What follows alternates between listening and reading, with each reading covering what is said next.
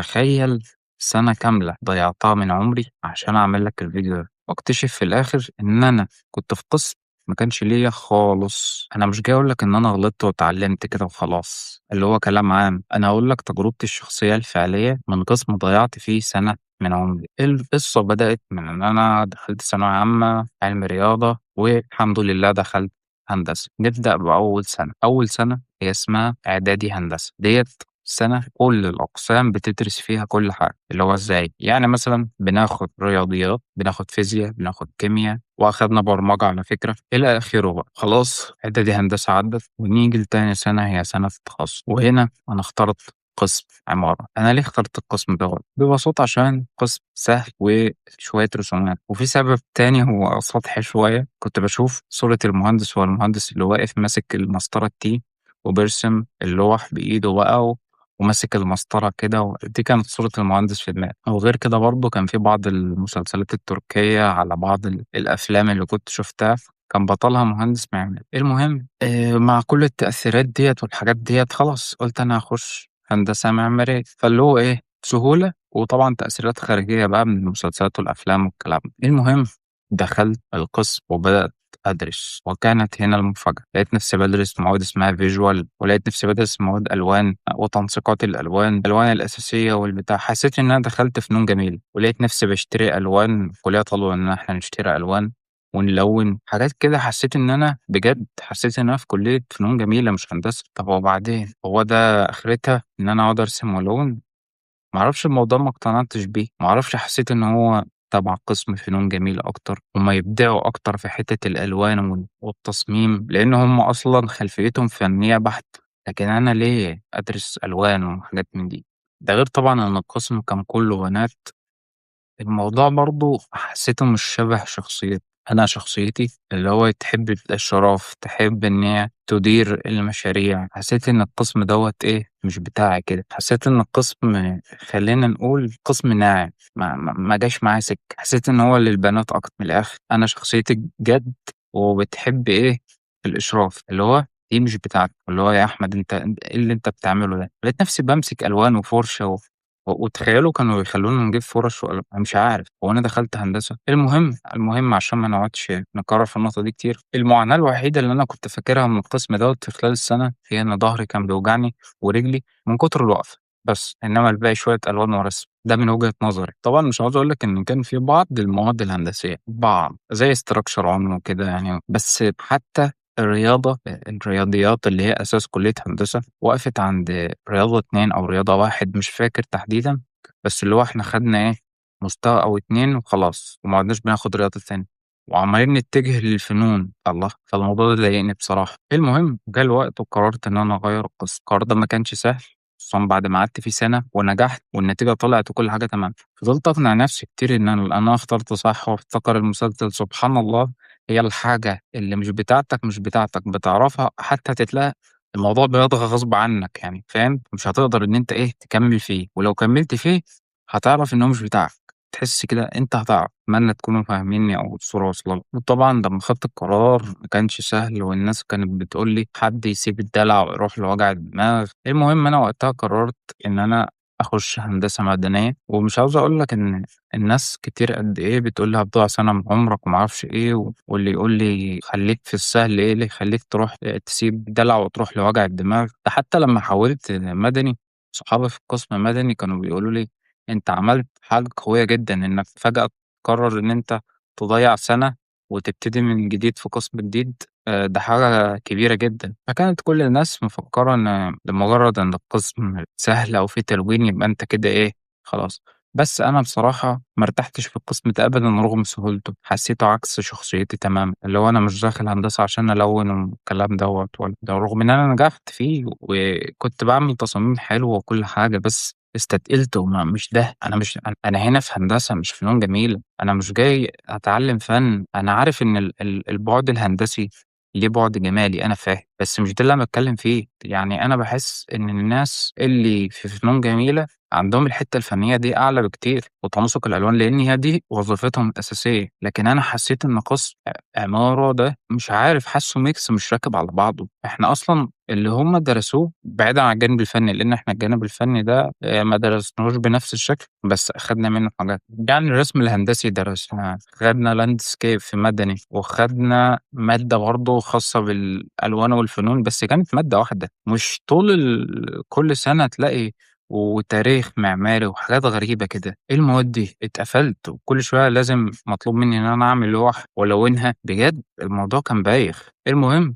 رُحت مدني ولقيت بقى العكس، القسم معظمه رجالة، قسم صعب، مواد صعبة، بناخد لحد رياضة 6، معانا structure لحد ما نخلّص، وناخد steel، مواد تقيلة بقى، حاجات تقيلة، و تطبيقاته وحاجاته كتير. يعني إحنا درسنا مواد كتير جدًا steel structure design للRC يعني، درسنا coastal يعني منشآت ساحلية، منشآت على البر، مواني، تصميمات صحية، كهربا، يعني تقريبًا درسنا كل حاجة في القسم ده. فهنا حسيت فعلًا إن أنا بقيت مُلِم وتحصيلي كمهندس أكبر، وإن القسم دوّة بيلبي متطلباتي الشخصية من حيث إيه، إن أنا فعلًا حاسس إن أنا في هندسة. والقسم دوّة الهندسة المدنية عجبني أكتر ليه برضه؟ لإن أنا لمّا بانزل الموقع أنا شخصيتي قيادية، فلمّا بانزل الموقع بابقى مسؤول عنّه، مسؤول عن حاجة، مسؤول عن عُمّال، مسؤول عن، فاهمين قصدي؟ اللي هو برضه مش جاية معاه حتّة التلوين والكلام ده. حتى شغلنا بتاع المكتب الفني بتاع التصميم مش سهل، وكل case غير التانية، وعلى حسب المشروع أنت شغال فيه. فالفكرة هنا مش فكرة برضه معايا صعوبة وسهولة والكلام دوّة، لأ الفكرة إن أنا حسّيت نَفْسي فين أكتر من حاجة تانية، فاهمين قصدي؟ ده مش معناه إن أنا باحب التعقيد، لأ، ده معناه إن أنا لقيت القسم اللي أنا فعلًا فيه أحس إن أنا مهندس. أتمنى الرسالة تكون وصلت. أنا باحاول أوضّح وأبسّط الأمثلة على قد ما أقدر، بس الفيديو ده محتاج إن أنت إيه، يعني إيه، تحُط نَفْسك برضه مكاني وتعيش معايا التجربة عشان يوصل لك الموضوع بشكل واضح وتفهم قصدي وقصتي يعني. فاللي هو برضه كان بييجي لي أفكار وأقعد أبحث في نُقط غريبة، خصوصًا لمّا لقيت إن القسم بتاع هندسة عمارة بيشترك فيه. يعني مثلًا إيه، تلاقي مثلًا في قسم أصلًا في فنون جميلة قسم عمارة، وبيدرسوا تقريبًا نفس المواد، وتتلاقي في كلية تانية فيها قسم عمارة. الله! طب وبعدين؟ فده برضه كان من أحد الأسباب اللي هو أنا عاوز أخش قسم ما بيشتغلش فيه وبياخد شهادته فعلًا إلا الشخص المهندس، اللي هو مهندس. حتى أنا لمّا في فكرة كده جات في دماغي، اللي هو أنت لمّا تيجي تبُص تلاقي مثلًا المهندس المدني civil engineer، مهندس ميكانيكا mechanical engineer، كهربا electrical engineer. تيجي تبُص بقى architect، فاهمين أنا عاوز أوصّل لإيه؟ وطبعًا بقى لمّا عرفت بقى إن في دول قسم العمارة دوّة لا يُصنّف إن هو اللي هو إيه، ميّال للجانب الفني أكتر. لأ، أنا ما دخلتش هندسة عشان كده. طيب أنا هافهّمك قصدي أكتر بمثال بين المهندس المدني والمعماري. دلوقتي أنت عندك قطعة أرض فاضية، المهندس المعماري بيعمل إيه، بيقسّمها، يقول لك الحمام هنا، المطبخ هنا، ما أعرفش إيه هنا، كل الكلام ده. طيب هو قسّمها، ييجي الدور على مين، المهندس المدني ياخد التقسيمة دي، يبتدي يوزّع الأحمال ويعمل تصميم للمبنى ويخلّصه وخلاص خلّص الdesign كامل، يبتدي إيه، يطلع. وظيفة المهندس المدني هنا إيه، هو إنه أخد الsketch أو الرسمة وحوّلها لإيه، لواقع. باتكلّم إيه، لإن في 2 مهندسين مدنيين، المُصمِّم والمنفّذ.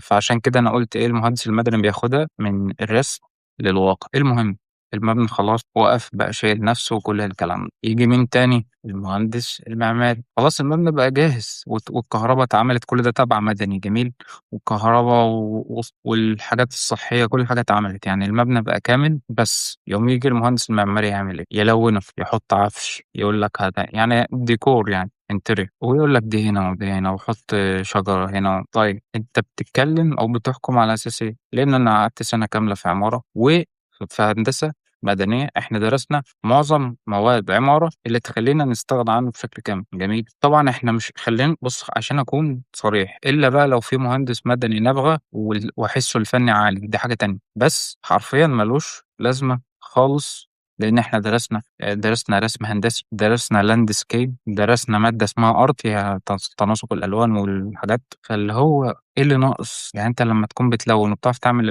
الlandscape ودرسنا الfunctionality أو functionality دي إيه؟ اللي هو أنت هتحط الحمام فين والكلام ده فين، وإزاي تعمل أحسن توزيعة بحيث تتنقّل بين الغرف بسلاسة أو لو في ضيوف ما يبقوش كاشفين الشقة وكل الكلام ده، درسناه في هندسة مدنية، طب أنا كده محتاج المعماري في إيه؟ فاهمين قصدي؟ ده كان من أحد الأسباب اللي خلّتني أحوّل، اللي هو أنا مستغرب إيه القسم ده؟ فاللي هو الموضوع شُفته جانب فني لمّا بحثت، قسم كده أنا حاسّه إن هو فني أكتر من إن هو ينفع يكون في هندسة، لمّا بيحاول يجتهد هو يجتهد في حدود، لإن هو برضه ما درسش مستويات الرياضة اللي إحنا درسناها، يعني كان في واحد كان كتب لي تعليق قال لي إن أنتم سوقكم خلاص أنا باعرف أصمم كذا وأعمل كذا وأعمل أحمال وأشتغل برامج، قُلت له حلو وجميل، المهم المضحك في الموضوع إن هو قال حبّة حاجات إحنا بالنسبة لنا بنعملها يعني إيه وإحنا مغمضين، هو اجتهد وكل حاجة كتّر خيره جميل، أنا مش باقلل من مجهوده، لأ هو إن مهندس معماري يعمل الكلام ده حلو، اللي هو كان بيقول يعني إن هو بيعمل بعض الأحمال والإتشيفات، الإتشيفات دوّة أنظمة التبريد يعني أو المهم اللي هو كان بيستخدم برامج، بيعمل حبّة حاجات من شغلنا وأحمال وكلام من دوّة، ومباني وكلام من ده. قُلت له: "ماشي بس أنت لو جيت تشتغل في مُنشأ أنت أول مرّة تتعرّض له مش هتعرف تتعامل معاه، لإن معرفته في الdesign مبنية على حاجات موجودة فعلية." اللي هو إيه مثلًا، هو كان بيتكلّم عن مبنى، عمارة عادية، جميل، ماشي أنت هتفضل تعمل عماير، لكن إحنا مثلًا لو رُحنا لمُنشأ مائي أو حاجة فيها أحمال ضخمة وحسابات مختلفة ومتنوعة، أنت هتعمل لها design إزاي؟